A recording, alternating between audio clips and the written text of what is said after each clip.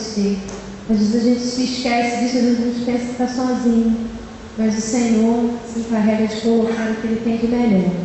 Mas eu vou dar só uma informaçãozinha, irmãos. A beneficência da nossa igreja está precisando de mantimentos. Então, irmãos, hoje à noite para o culto, separa lá 1 quilo de alguma coisa, de arroz, de feijão.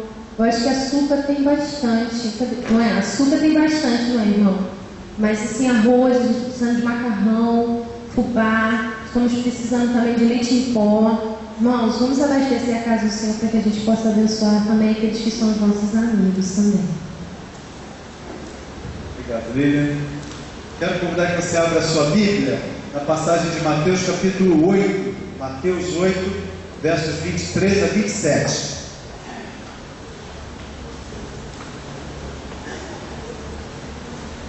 Mateus capítulo 8, versículos de número 23 a 27.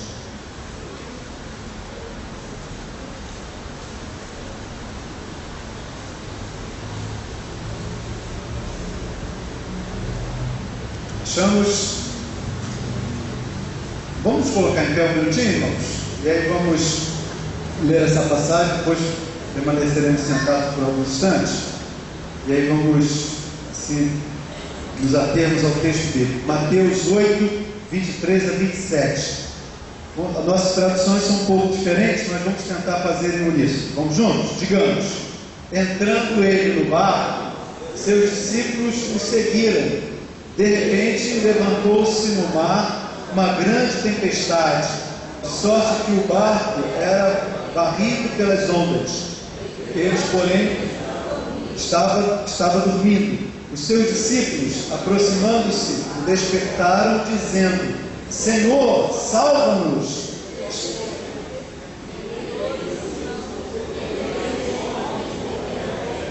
Então, levantando-se, de repente, repreendeu os ventos e o mar. Aqueles homens se admiraram, dizendo: quem é este homem que até os ventos e o mar lhe obedecem? Senhor, nós agradecemos tudo que falaste no nosso coração, e agora que lemos a tua palavra, Senhor, ela é tua, não é minha, não é de nenhum irmão, de nenhuma pessoa aqui presente. Ela é a tua palavra. E nós nos submetemos para falar dela, nos submetemos para ouvir dela, nos submetemos, ó Deus, para obedecê-la, porque nós queremos mais de Ti nessa manhã, queremos nos alimentar da Tua palavra. Então, que o Teu Espírito fale ao nosso coração. E oramos em nome e para a glória de Jesus. Amém. Pode sentar, irmãos.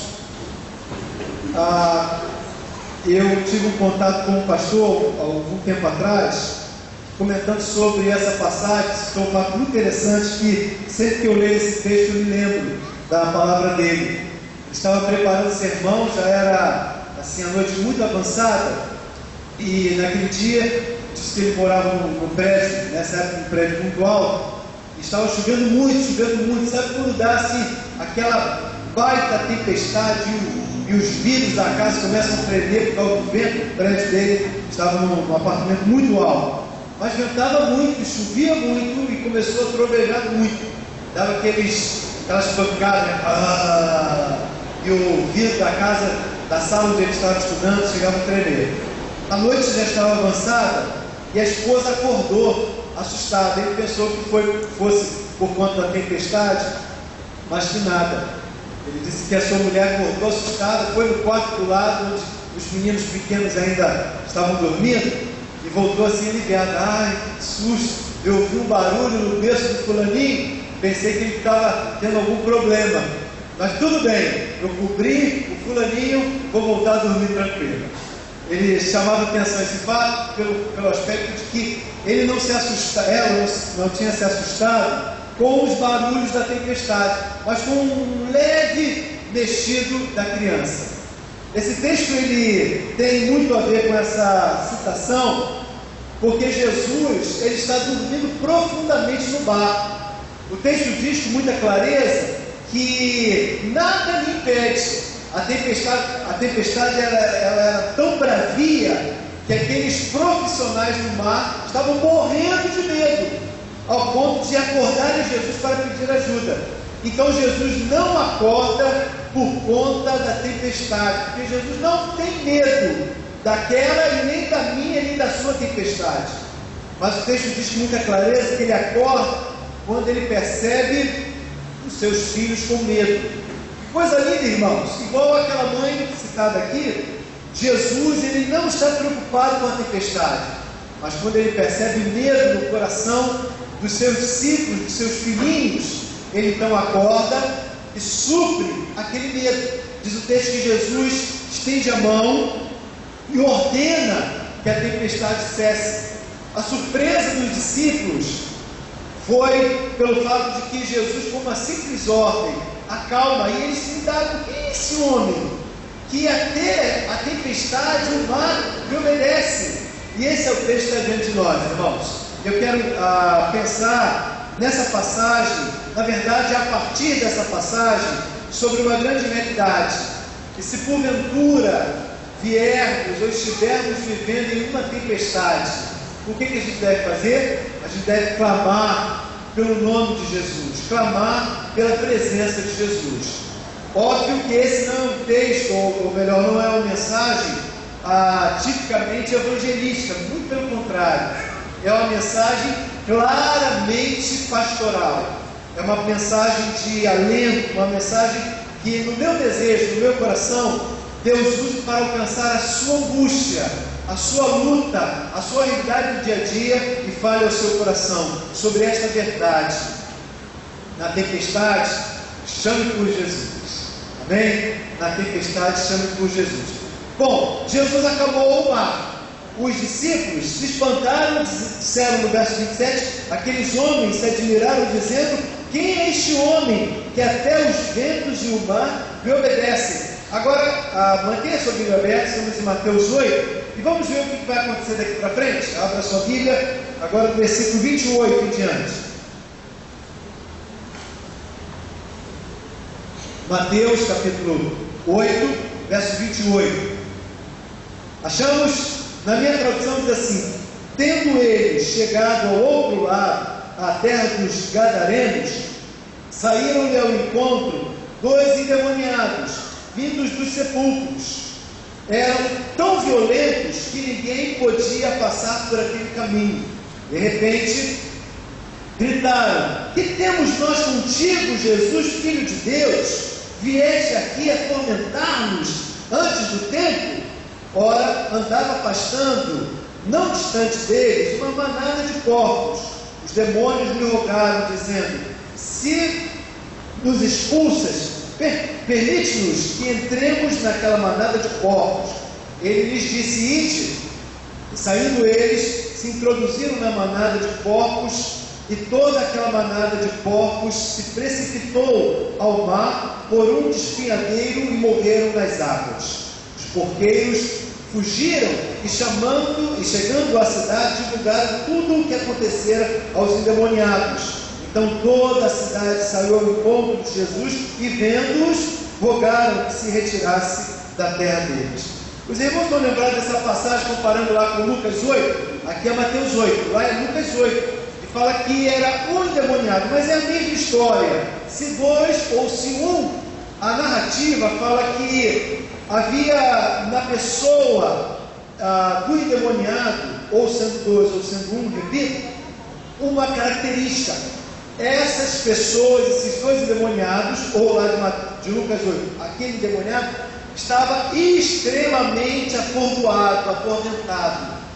E nós não queremos fazer menção ao ato da possessão especificamente, mas o espírito de angústia que está naquela pessoa. Diz o texto lá em Lucas capítulo 8, que aquele endemoniado está tão angustiado que ele não consegue viver com seus pais na sua casa, não consegue viver com seus vizinhos, com os amigos de infância na sua cidade, nem mesmo as cadeias prendiam, porque ele estava extremamente elétrico, ele estava extremamente atormentado, estava extremamente angustiado. Esse texto fala de uma pessoa que está na sua alma com uma grande tormenta. Lá naquela passagem de Lucas, o texto diz que quando Jesus encontra-se com a multidão, eles perguntam a ele por que ele fizera aquilo, e como ele fizera aquilo, ele se apresenta como Messias, aquelas pessoas da cidade o rejeitam, não o aceitam, e aí então mandam que ele vá embora. Quando Jesus vira e vai entrar, dá as costas, vai entrar no barquinho, os seus discípulos, e vai voltar novamente para o lado judeu, do lado, aquele ex-endemoniado pede que ele possa voltar, e com ele também. Lembram-se da resposta que Jesus deu àquele gadareno? Não, você não vai voltar comigo. Pelo contrário, você vai voltar para a sua casa, de onde você veio, e vai contar o que Deus fez na sua vida. O texto lá diz, irmãos, que ele feliz voltou para a sua casa para compartilhar o que Jesus fizera com ele. Quando você vê o momento inicial daquele gadareno de tormenta, de angústia, e agora o momento em que ele volta para a sua casa com o coração em paz, nós observamos, irmãos, mais uma vez o que Jesus fizera no mar. Ele acalmar a tempestade e atender ao clamor dos seus discípulos. Quando ele sai da tempestade para o barco, em uma praia, lá dos gentios, em Gadara, e alcança o coração daquele endemoniado, ele faz a mesma ação agora no coração de uma pessoa tormentada, angustiada. Na passagem que nós temos, irmãos, Mateus 8, são 12 endemoniados. E essas pessoas experimentam uma tremenda paz no seu coração. Por quê, irmãos? Porque eles se encontraram com Jesus. Se o primeiro texto fala que os discípulos se espantaram porque Jesus atendeu o seu pedido devido à sua súplica, esses dois aqui também agradecem a Jesus porque não em alto mar, mas em terra firme, com o coração muito angustiado, Jesus também atendeu a sua súplica. Hoje, quando nós nos encontramos aqui, eu quero crer que por muitos de nós esteja se vivendo a experiência de uma vida em tormenta, óbvio que não de possessão, mas muitas vezes de opressão, devido a conflitos familiares, crises financeiras, conflitos existenciais internalizados, momentos de grande tormento no seu coração. A palavra de Deus diz para mim e para você que tudo isso tem uma resposta quando eu clamar no nome de Jesus. Lá em alto mar, aqueles discípulos com medo de morrer acordaram a Jesus e pediram socorro. É uma oportunidade excelente, irmãos, de em terra firme, angustiados, perplexos com os problemas da vida, nós nos voltarmos para Jesus, que não está no barco, está dentro do nosso coração, e despertá-lo, chamá-lo, não que ele esteja dormindo, mas chamá-lo a atenção com a nossa súplica, com a nossa oração. João, capítulo 14, 27 diz: deixo-vos a paz, a minha paz vos dou, não vou a dor como o mundo a dá. Não se turbe o vosso coração e nem se atemorize, porque Ele está aqui, para quando nós clamarmos por Ele nos atender. Você está comigo em Mateus capítulo 8? Nós vemos os versos 23 a 27, Jesus acalmando a tempestade. 28 até o versículo 34, ele já em Gadara, acalmando a situação e apairando o espírito daquelas duas pessoas. Ele entra no barco, ele atravessa de novo, agora para o lado judeu. E olha como começa o capítulo 9. Você tem, irmãos, aí? Capítulo 9, Mateus 9, 1 a 8. Olha que essa passagem vai mencionar. Entrando Jesus num barco, passou para o outro lado e foi para a sua própria cidade. Os homens lhe trouxeram um paralítico deitado no leito. Vendo Jesus tão grande fé, disse ao paralítico: filho, tem bom ânimo, os teus pecados são perdoados. Mas alguns dos escribas diziam entre si: ele blasfema. Jesus, porém, conhecendo os seus pensamentos, disse: por que pensais mal nos vossos corações? Qual é mais fácil, ou qual a diferença? Os teus pecados estão perdoados, ou dizer, os teus pecados estão perdoados, ou dizer, levanta-te e anda. Ora, para que saibais que o Filho do Homem tem na terra autoridade para perdoar os pecados, disse então ao paralítico: levanta-te, toma o teu leito e vai para a tua casa. Levantando-se ele, foi para a sua casa. A multidão, vendo isto, admirou-se e glorificou a Deus que dera tal autoridade aos homens. O primeiro exemplo, lá do outro lado do lago, em Gadara, Jesus acalma e aplaca a ira de um coração agitado. Ele traz paz ao coração em tormenta. Agora, irmãos, que coisa interessante.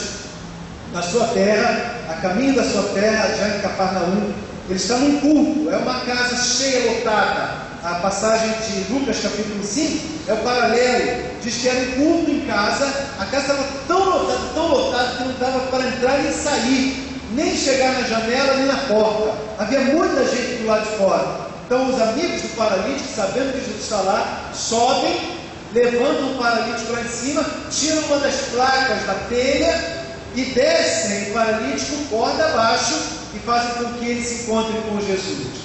Jesus, vendo a fé daqueles amigos, contemplando a necessidade do paralítico, perdoa o pecado e cura aquele homem.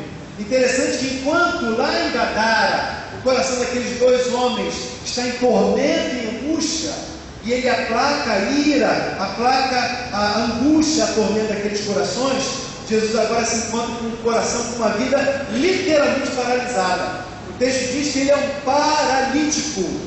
E às vezes, irmãos, as lutas da vida nos paralisam também. Nós temos duas maneiras de, muitas vezes, sermos impactados pelos problemas. Nós podemos ser impactados pelos problemas, entrando em eletricidade total. Alguns, para uma maneira de proteção interior, de uma reação natural, ficam hiperagitados. Outros, diante do problema, ficam literalmente paralisados. O estado de choque, chamado, faz com que a pessoa entre numa inércia e não consiga reagir à vida. Pode ser uma separação, pode ser a falta de dinheiro, pode ser uma doença, pode ser uma crise interior. Muitas vezes ela neutraliza as ações de uma pessoa. A Sônia mencionou muito bem, irmão Jefferson, pastor Genoaí e eu fomos a Senhora dos Remédios, aqui no interior de Minas, perto de Barbacena, bem acima de Barbacena ainda. E essa cidade tem um nome típico, né? Senhora dos Remédios.